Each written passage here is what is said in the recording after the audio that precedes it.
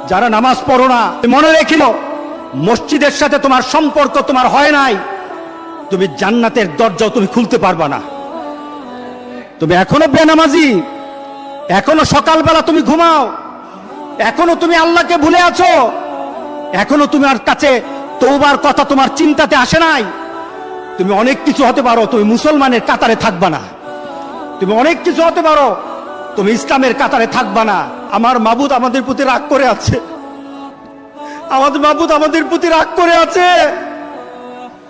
আমাদের মাবুদকে আমাদেরকে সন্তুষ্ট করতে হবে, সন্তুষ্ট করতে হবে।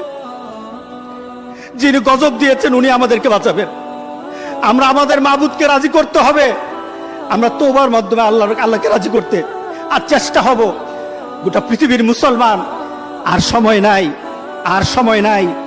আপনি এখন বাংলাদেশের রাস্তাঘাটে হাঁটেন, এমন পরিবেশ যেন আল্লাহ না করে।